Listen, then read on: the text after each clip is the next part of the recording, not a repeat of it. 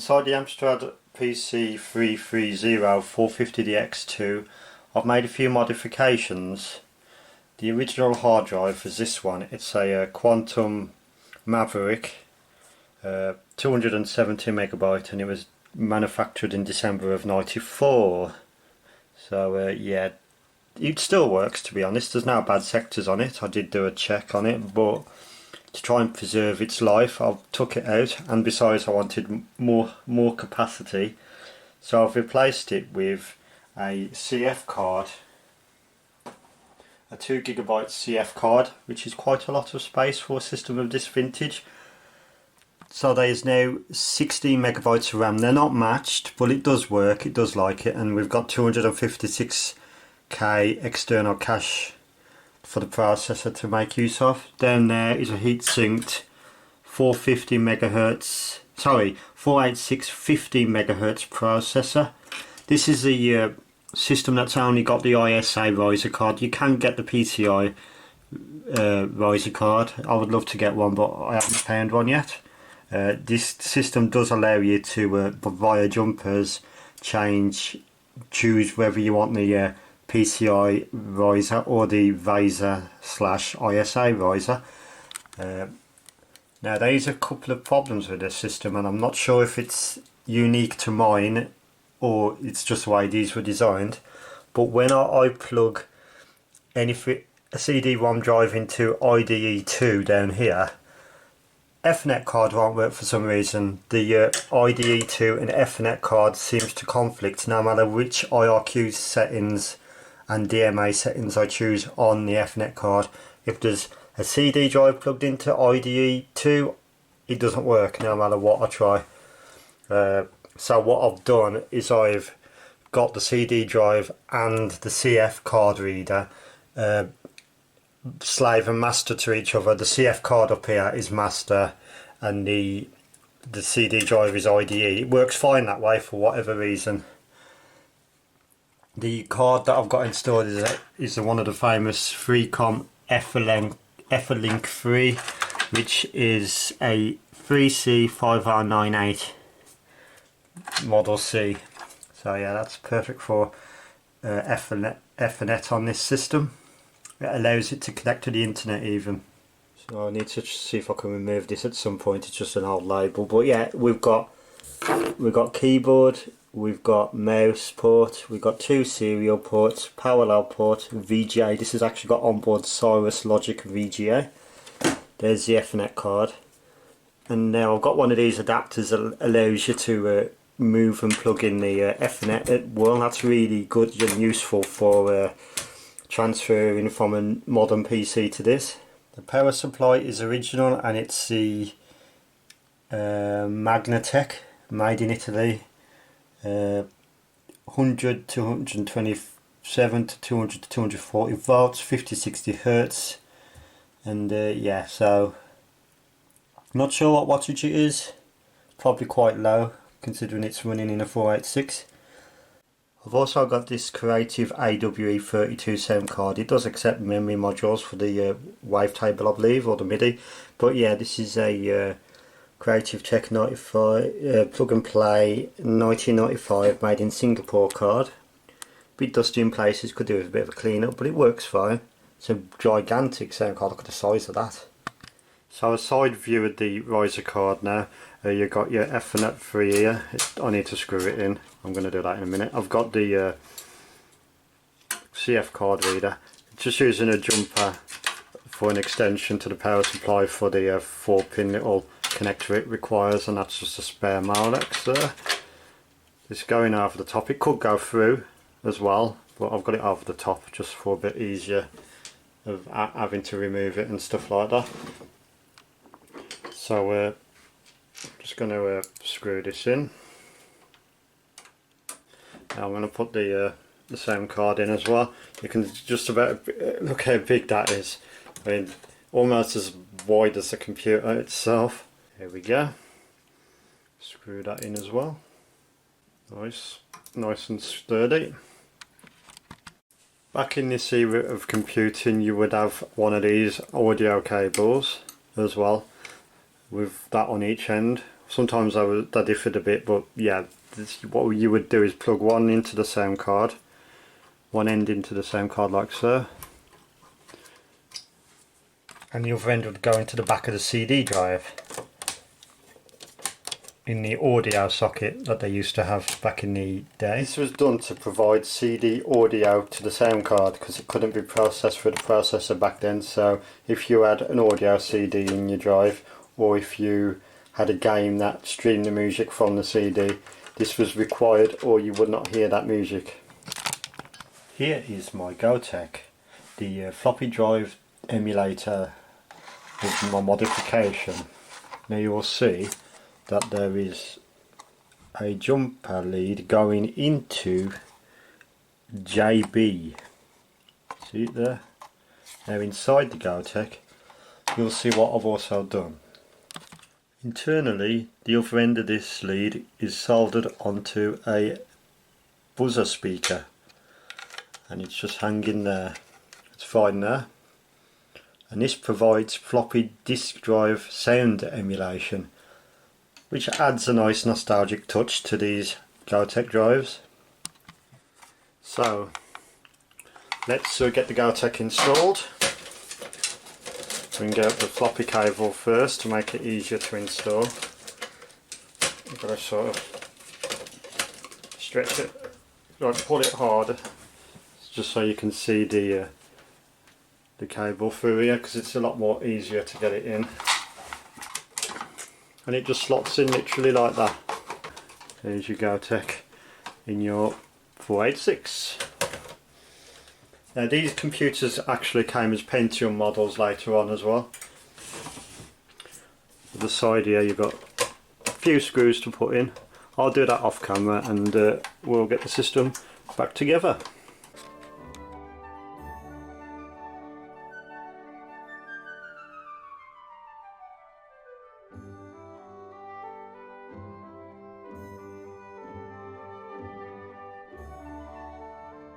So the case literally just slots on.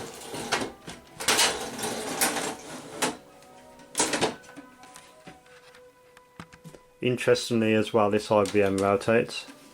So you can have it whichever way you want. Don't know what the point is of that because it's not designed as a tower as well. It's only designed as a system to go underneath the monitor. Right. Let's try and get the system booted up. So, power button. You can see the HXC logo for the Gotek is come on. And there we have it, the IBM screen. F1 for configuration setup. You can see our 536 out 16 megabytes of RAM. You can see we've got 4860X2, 50 MHz, internal math card processor, 640k of system memory, 16 meg of extended memory. Our cache is working. There's a 256k cache. We've got 1.44 megabytes to 3.5 drive, which is the Gotek. I've got the Gotek as that. You can see here 2097 megabytes. It's our CF card, and CD-ROM drive is also installed. Now if I use IDE channel 2 like I said earlier, it causes the Ethernet card to not work for whatever reason. You've got your flash EEPROM level here. I did actually brick this computer the other day, and in one of the Facebook groups that suggested I use another motherboard to flash the BIOS by the hot swap method, and it actually works, so I actually got it back online. You can see that it's got a BIOS date of 21st of July 1996. I've disabled all the serial and parallel ports just to try and free up as much IRQs as possible, so I don't use them. Data time's wrong.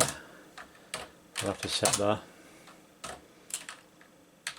I'll do that now actually. It is, what time is it? 1:23 in the afternoon. 1:23, and the date is the 25th April the 25th. see if it's 2000 compliant. 2020. Looks like it's saved it, so yeah, we'll save the settings. Now I'll show you what I've done on the system. Exit the setup.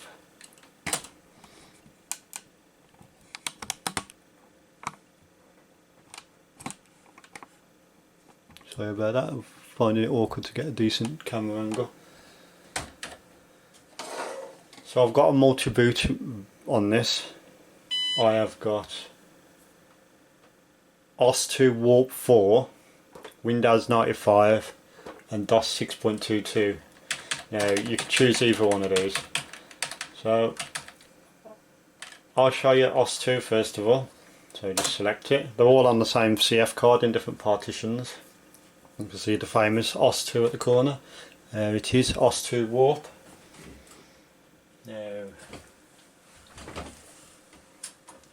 make sure everything's plugged in, which it isn't. Okay, as you can see, we've got OS2 Warp on the system there. Up here it tells us how much hard drive space is left in this current partition. If you click on this, it will show you your battery life if you got it on a laptop, and it also shows you hard drive activity as a graph. And if you can see that well, yeah, this is I haven't used much OS2 Warp, but yeah, it seems like a pretty cool little desktop environment. A nice alternative from IBM themselves to Windows. And the interesting thing about this, I'll try and get a closer picture. Interesting thing about OS2 Warp is it's got Windows built into it as well. So if I go into, where is it? Come out of that. Go into programs. I can see that for some reason it makes this weird noise every time you open and shut a window. I'm not sure what I was thinking of that. Yeah, Windows programs. You can see we've got the program manager here. If you double click that. Did I double click that correctly? You can see it's got Windows 3.1 built into it, or at least the majority of Windows 3.1. You can see that the traditional paintbrush is here, and it's like the running inside OS2 Warp, but it's like it's got a copyright of IBM Win OS2 paintbrush instead. It's quite strange that they decided to put Windows inside OS2. You've got your file manager, your normal control panel. Yeah, it's all the same. File manager. Writes here as well.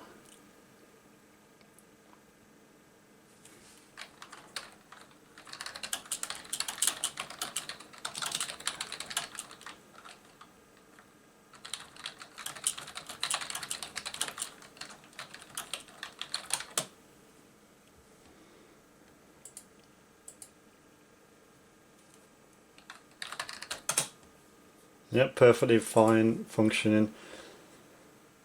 Everything works. You've only got Windows Accessories Main and Startup. There's no Solitaire on here, but I wouldn't be surprised if you couldn't copy it to it and it would work just fine. So yeah, come out of Program Manager. It takes us back to OS2 itself. Now they use a couple of games on here. It's got its own version of chess and its own version of Solitaire. We'll have a look at that, as I'm sure you want to see what Solitaire's like. It's a bit slow on this system. But yep, there's OS2 Solitaire.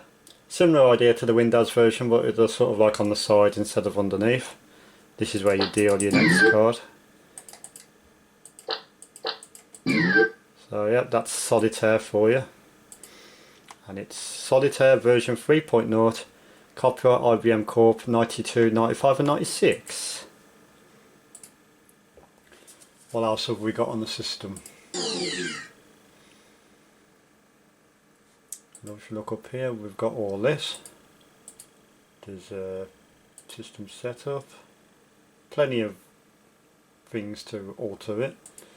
Programs, applications, IBM Works. Also got the IBM Works on here. So we've got all this chart, contact, planner, report, sheet. I can make a new document from OS to Warp. It will come on eventually. It is a bit slow on this 486, but it's still a very usable system, and it's how it would have been back in the day. So yeah, he's a nice fully functional word processor in IBM.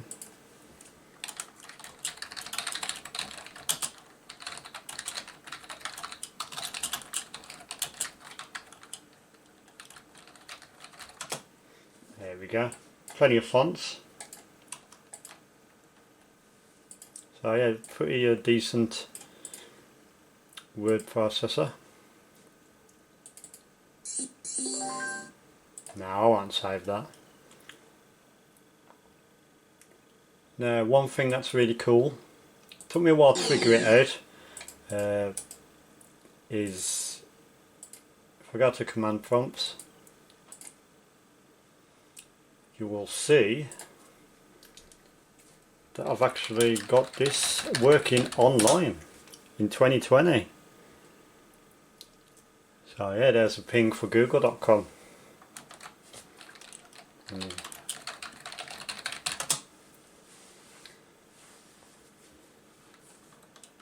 It will keep pinging forever until you press Control and C.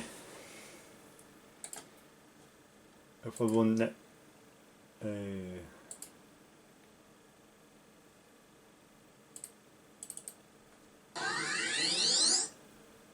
don't understand why it does have noises for.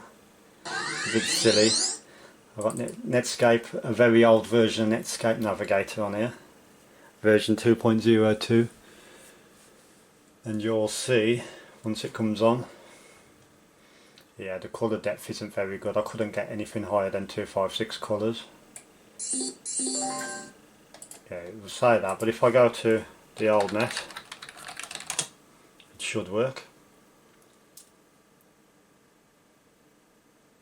And you can see the internet's working. So if I put in a date of 99 and I put yahoo.com,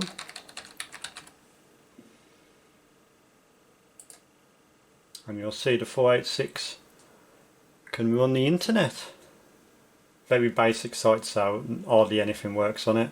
But this old net.com is perfect for this. Sort of like nostalgic to remind you of what Yahoo was like in 1999. You can see, and it's all doing this through that ISA Ethernet LAN card. So yeah, this is how Yahoo would have looked in 1999. Let's have a look at computers and the internet, see what that does. You can see all the hard drive activity up here. That's not the network, it's a hard drive.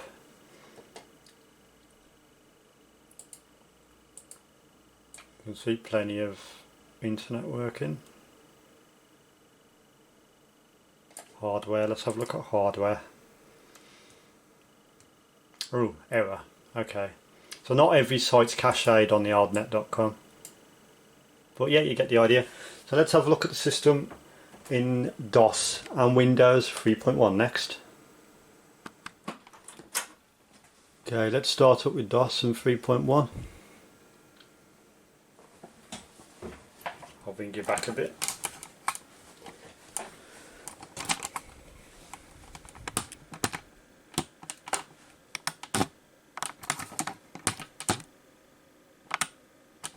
Yep, so skip the memory test for now and let's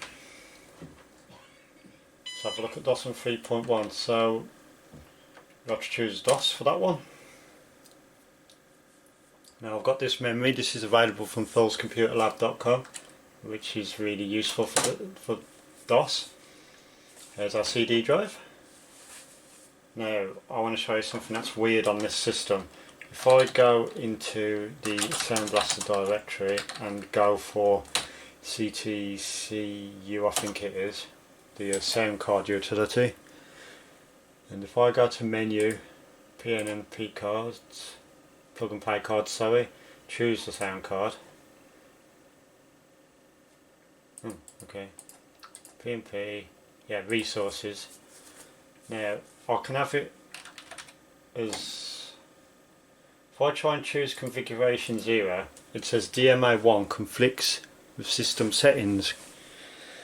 Now this is strange because this setup on configuration 0 is the most common used, and it's to do with this direct memory access 1. The 22051 on the sound card is a normal what most games use, but if I try and have it as DMA1, it's got this DMA1 conflicts with system settings. Now I've never saw that before on any computer apart from this one, so if anyone knows why that is, then please tell me why.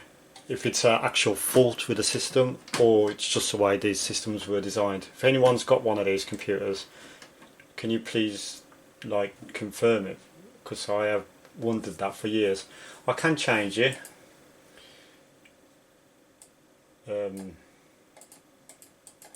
Not in here.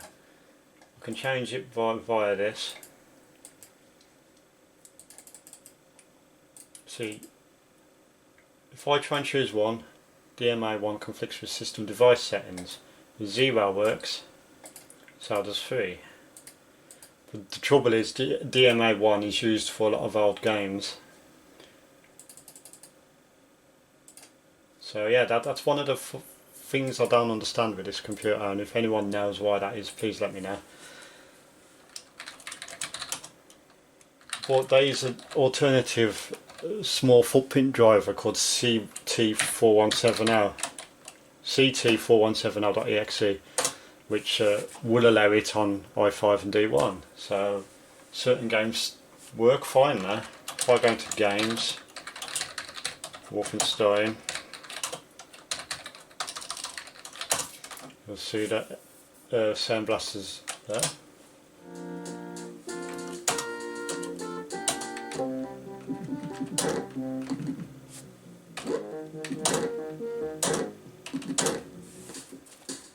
So yeah, it seems to work just fine anyway.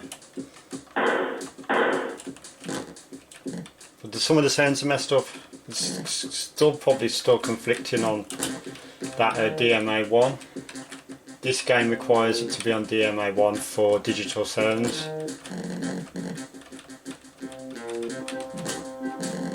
See. So yeah, there is that problem with the computer. If we come out of here, I'll show you Doom as well. Let's have a look at this. 220, 22051, this site parameters. It does run Doom 1 and 2 pretty well. Would have been an expensive computer back in the day.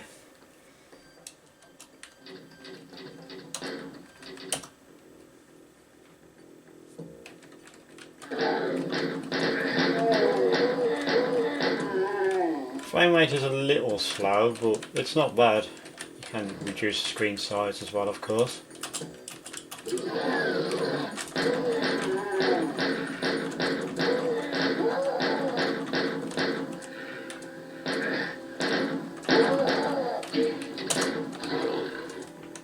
Right, let's come out of that. Show you Windows 3.1 as well. So we've got Windows 3.11 for workgroups. Loads very quick, as you can see, probably because it's running off the CF card. And yep, so we got the proper Windows 3.1. So I've got both the standalone Windows 3.11 and the one built into OS2 Warp. So yeah, you can see Solitaire running here.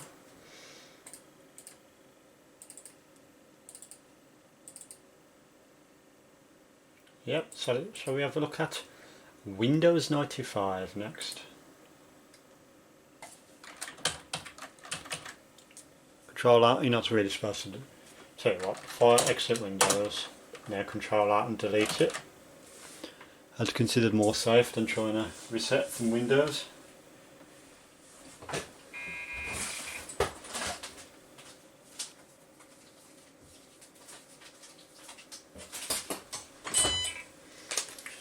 So Windows 95.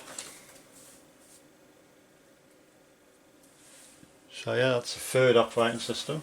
Well, fourth if you include DOS. Runs Windows 95 just fine.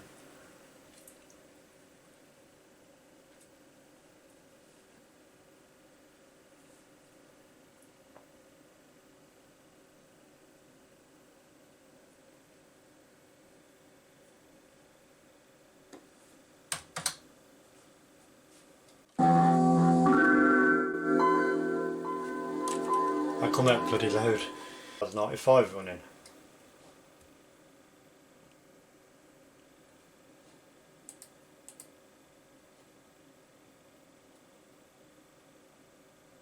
Now I've got Dan CJ installed on this. Dan CJ the original. So stick it in. Show you how Dan CJ performs. Wait for the disk to find.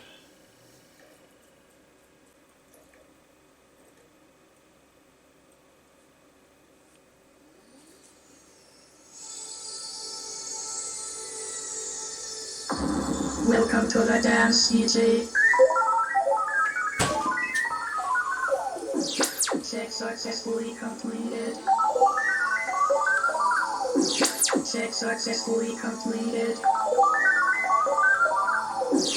Your system is 100% dance compatible. Start your dance mix challenge.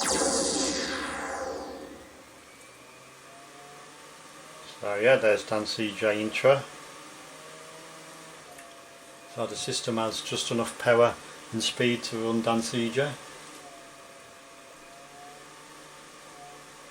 Could do with a new CD drive in there. It's a bit, or maybe adjust it or clean it. It's a bit tired. There we go. So you can see the one of the inbuilt songs. Let's play it.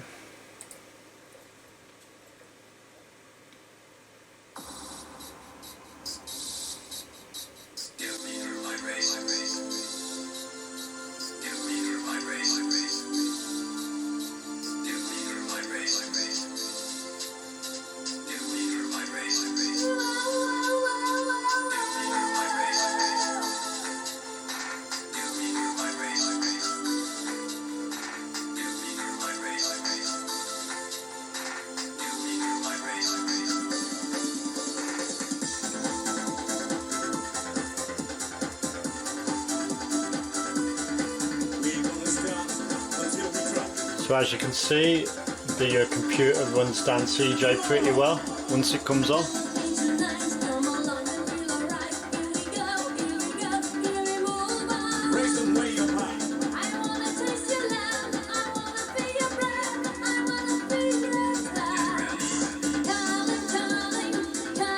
.486 pure power.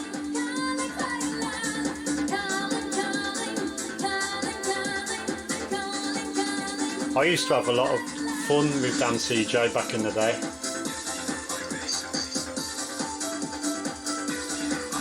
Nice little system. Shame about that DMA1 fault.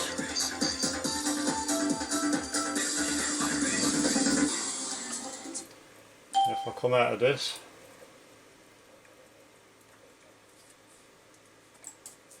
gives you a brief. If I show you in computer now. Go to device manager. Now you'll see that on the floppy disk drive, I don't know if you can see that okay. It's running at DMA1 where it should be 2. So that's probably where the conflict comes from. So if anyone knows how to change floppy drive from DMA1 to DMA2 on this system in hardware, let me know. You can't change it on here, just comes up with that. But this should not be 1, it should be 2. So I think there's either bad capacitors in the unit itself, or it's just the way the IBM 330 line was built. That's why I need someone else who's got one just to confirm it for me. So if you have an IBM PC330, please go into Windows 95 and check see if the floppy drive controller is DMA1. I'll be very grateful. Anyway, thank you for watching the video. Goodbye.